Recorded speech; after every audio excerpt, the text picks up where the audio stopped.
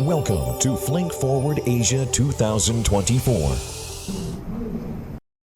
Cool. Okay, so everyone hear me? Everyone still awake? This might be cold in here, I know, but hey, let's continue. So, my name is Ben Gamble, and the field CTO of Barricade. That's like a strange hype, I know. These days I say it means chief talking officer.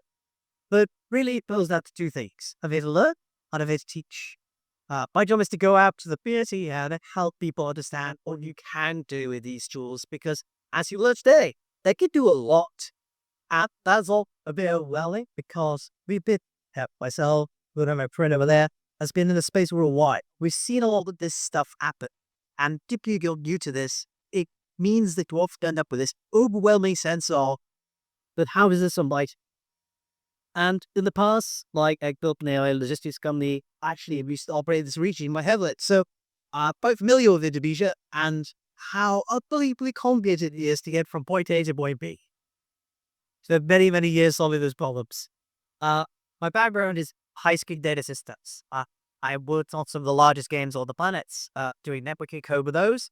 And then for a while, building the operations that goes on today. And these days, I'm bending up myself everywhere. I am waste plating to remember any handles for anything. So I use my name absolutely everywhere you get CDCs at Ben Gamble set. That's me. So let's start with what is Gen AI. So quick show of hands. Who here has used a Gen AI tool in the last few weeks? Anybody? I definitely did. So a few years the brand road did. And I'm guessing all of you have come across how the fingers they are these days and how everyone says they're going to keep the world and do everything. Because all they really do is this. They take some text in, they do some piecing, some processing, some generation, and then they burn text out again. Don't get me wrong, this is very valuable. But currently there really exists like a chatbot level right now. And this is where we get to the promise of what is an AI agent. So in this particular case, we loaded this original model where we have text in to stop this text out. The real idea of agent is to change to an action. The idea is picking an action based on something your AI has reasoned about or generated. So let's say you give it a list of potential customers and it's an audio sent mails to the you have an inbound your image on the server. It's going to look at that image, find out what's about, maybe take an action, like order one of those products. Like you say, hey, I take a picture of this handbag, order one for you, and I'll go find one order for you. These kind of actions need to be taken. So let's talk about what kind of architecture that ends up being. So often what happens here is you start with a golf, and then you put that in the queue somewhere. Then we do generate tasks variable. This is where LLM reasons about what that goal is, tries to calculate how to get there, and generates the tasks. Then what happens is we have some memory where we remember what they are, and we have an execution step where your LLM either generates code or maybe does stuff based on that. And ideally calls APIs, we shall fix our systems. But as they put this, it's that LLMs are non-deterministic. Who here is a hallucination for all these systems? Really, this is where they basically invent the truth. There's no kind of absolute truth in a large language model. It's the whole power of them is the ability to make logical loops between systems. So these AIs aren't actually deterministic. You can't give it the same thing 100 times in a row and expect the same answer 100 times in a row. And they're also very expensive. So tell me the last time you were allowed to spend an arbitrary amount of money. I'll show you a VC-backed company 5 years ago, not on from today. And everything we do in large language models is quite expensive. A lot of the data tools you see right now around agents were built by the companies who sell the large language BBIs. So if you have to all the large language model, if times get an answer, the marginal cost of using one of these things is very high. The number prop we have is it's useful, too expensive to use. We're not really allowed to use it. And changing non-deterministic events is complex. So this is kind of the classic fractal pattern. And space kind of show what happens if you start having multiple steps. Let's say you have an agent which you say you want dipper, and the agent asks you some questions. A website like you want pizza for a family of 7, 2 like spicy, the rest don't, 2 goji fish, all want to eat pork, and 1 wants salami. So suddenly you have a complex series of events. This is what I've asked a number of restaurants, find out which ones to deliver in time and that kind of stuff. But as you start shading these steps, the likelihood of something going wrong increases exponentially as you are integrating the error between each step. So every step of the way, the LLM was involved. You cannot necessarily trust it because the determinism decreases the more steps you add. And this is where it really comes down to where we actually. So we deter this because this hallucination is about business. If you're going to make a bank transaction and there's a 10% chance that it will send all your money to space, that's not good. We need low marginal costs because it's cheaper to do it with a pile of if statements. Eventually, you will be asked to write it by your bosses as a pile of if statements. I did this because I felt that before. I made the boss say it. And scalability. This is a really important one again, which is if something is useful, the company wants to model it. If it's a really powerful system and it can generate the answer properly, that it takes 30 minutes to run, you can't use that in real time. And it takes 10 hours to run, you can't use it batch under the. And this is the slices like that. And also with small parts, everything eventually fails. This is actually a continuous active software engineering, as we have this idea of the hacky path. But everything you build continues to work. Every API you call it always gives you a nice 200. There's no random 500 error because that says that. And the problem of being all of these systems is you're now handling the indeterministic state of your third-party API. It's in Paint API, the Pizza API, or I don't know, or the AWS's tools. And suddenly you have to rely on your LLM understanding the error code and actually coding. So we solved some of these things. Let's start with Apache. Hands up who's heard the Apache range. I mean, so it's how you are listening. Listen to Apache Flink comments. So Apache Flink gives you a robust real-time processing frame that for all Apache string things, right? Scales parallels almost any workload and with multiple different APIs. And key thing here is that it's robust. Now, the monadic state thing is because I don't function worker has by put the word monadic engineering or at least once. Yep, so shaking the head, that's a scalp that don't refer to equal. Or has your little right on purple. Now, like actually comes with a bunch of additional APIs on the inside, help build these complicated systems. So this port or complex event processing. This gives you the ability to add a series of chain logical events parameter recognize. So you can do that with a complex routing of events inside Flink. You can give an arbitrary path to recognize, and it will act upon that recognized path and send an event in the right direction. Call the right API will do something based upon the path they see. This allows to encode the typing rules, things like founding rules, all the rest of that bit of logic in a very scalable way, which allows you to then put more logic into without worry about that. But the clear thing here is of six, so picking up plain Spanish is state, but lighter books is also honey, is the thing we think we always have. They are supposed to be either books. They never are. So you often be that they bug around, tries a framework around managing external systems because you can't rely on it to be added potent. Link itself, also inside it, will do exactly what's processing with big teas. But since we go over the edge, here's this for that. And Flink comes with cycle stable fix. This is the idea of having a durable execution managed by a podcast. There are many other options like World Tomato, Restate, and a few others. Flink has its own limit. The regional restate, you rated this, but he's the load to Flink. The real point about this is that if you are already in Flink, you have a solution to the problem. You don't need for them left. What this does is it includes things like retry logic and management of external assets, external function calls from inside Flink itself. Now, this is really powerful for an agent because your agents produce all the email API on manual, meters app there, calling anyone like you need to send that text message without your app official. You need all these steps at Garage cap it, or at least return a beta they would connect. So then we end up with Apache. So we start with a goal lit. And so adding Flink workers on the way. So a few years now, Flink says, I touch your issue. Like all the large level of the prick. Now connects to durable execution from Flink. And we can handle failure, time powers, and everything else. This gives us a few magic steps along the way, getting up to this stuff. So now what we've got is Tell me, Roger. so big good for so what we have now is we have scalability. This Flink goes really fast, really big. You have fault tolerance, particularly with state fund and complex bets, because we've now taped that this is actually failure cases.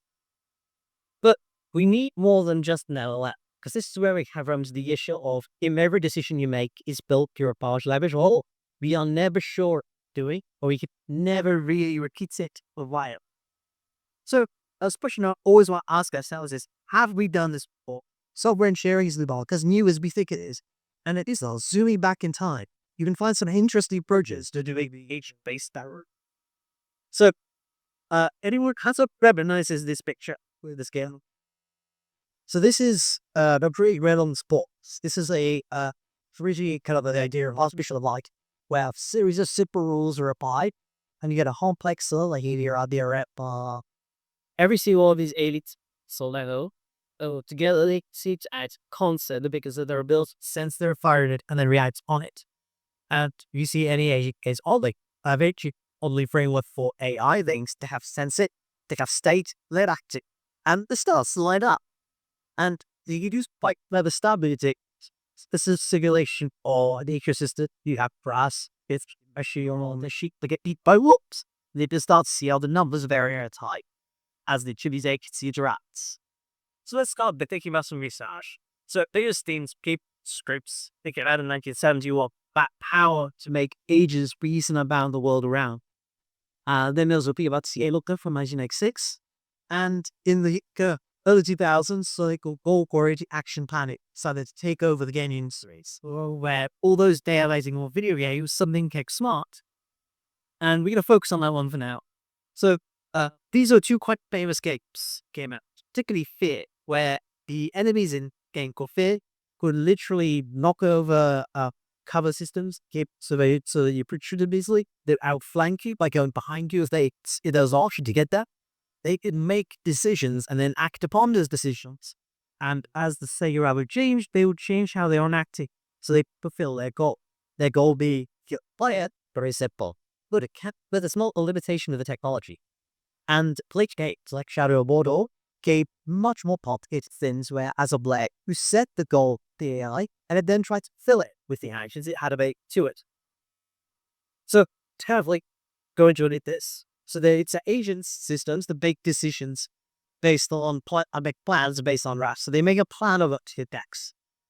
This be a knowledge graph or a task graph. So they know they go and they know the various tasks they can state. So they create plans to solve the problems based on what they observe. So if they observe that you want pizza and they know how to deliver pizza, aka or write it, they know how to order pizza, aka call an API, and they know that they have to get paper through a payment process. They can make a plan through those steps that guarantees the outcome you beat. And if something fails, to replan again, that's perfect. There's no credit card of a cash. Those are options of tech. And they're really unrealistic how fast they are. So these had to run at scale on the PS2. The PS2 was underpowered when it was launched in 96. And if it could run multiple agents with this kind of tool, you can guess and runs quite nice on a modern cloud processor. Whereas a large language model might take 2-3 seconds, including the translation rates. These things normally run in about 2 to 5 microseconds on a volt machine. So we can start to make some very clever plans. Purpose. So let's say I'm building the Omni package. So these are the apps to everything. But I recognize some of these logos. Hands up, who recognizes at least one of these logos. So, well, I think that's everyone, actually. First time. Good. I would hope you put your hands up with Flink, but no. I would think that you know where you like. So, yeah, we all recognized Pedia, Grab, Gojek, Jakarta, or WeChat. All these apps we see how they build to buy things through a soul level. And, your customer wants price. So let's say your customer says, I want these things. I want a new holiday. I want this. I want that. And you want your AI to fulfill the LAM requirement. And what we want to grant this is don't stay equals the customer notified of success. So do you know that they bought it? They know they bought it because if you've been online, hit button, you got no feedback. You can't be worried that it's taking for money and not giving you something. So let's start with patterns of work.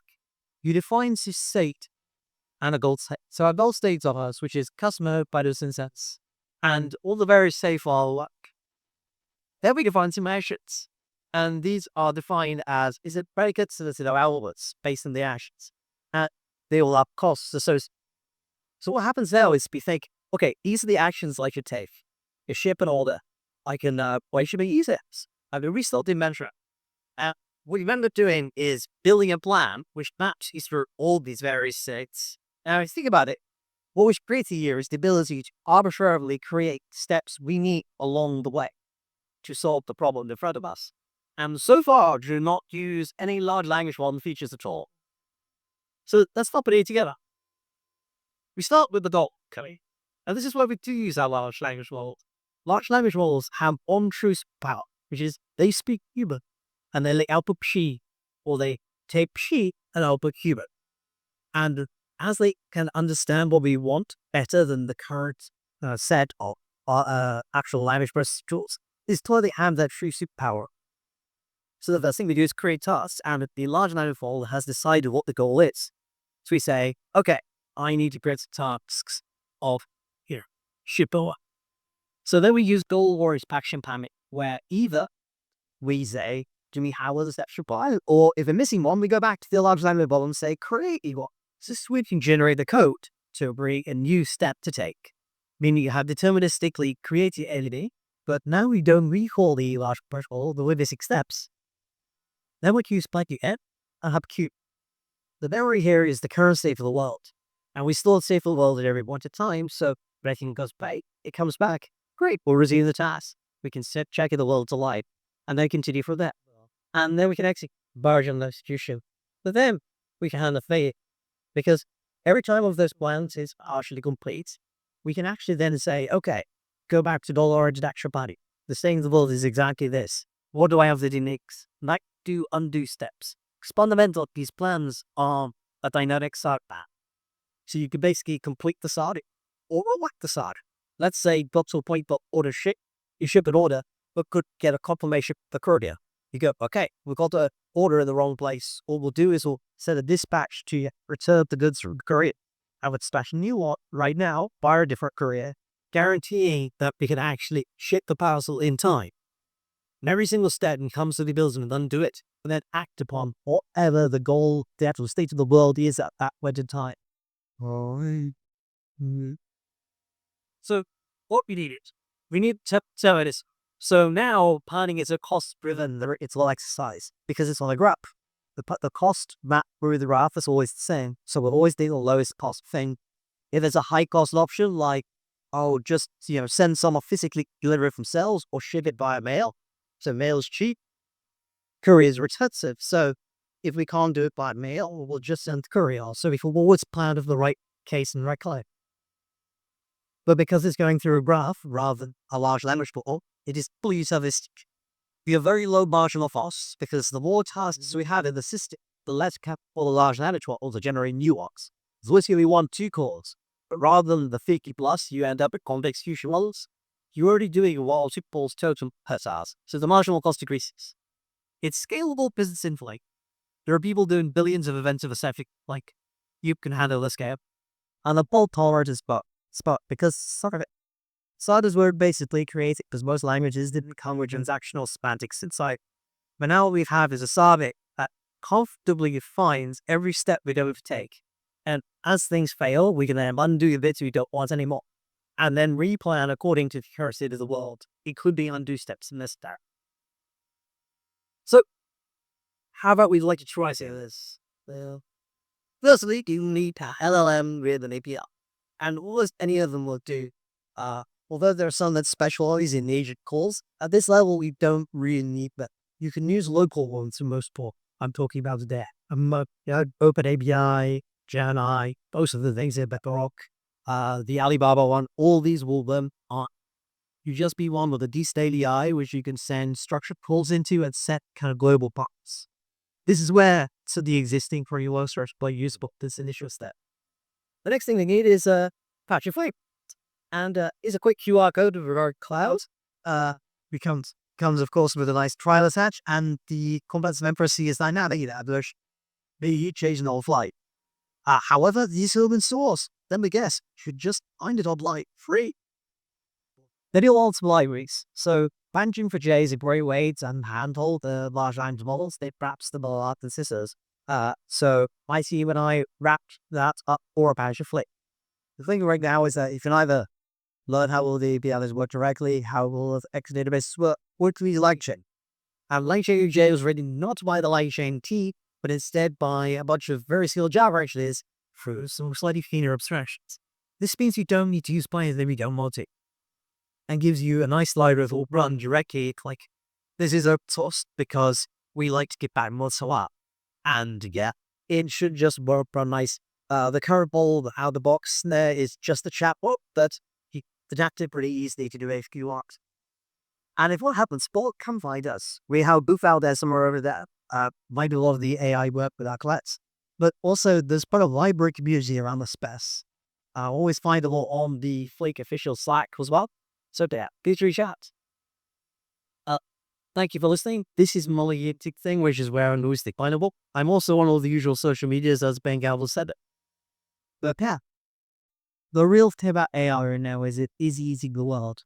And it's kind of important to know that, like, if you're not at least answering the question of why you should use AI, someone's going to ask you why you should. And in most cases, you'll want agent framework rather than just another chatbot that transcriptions about the data you've given it.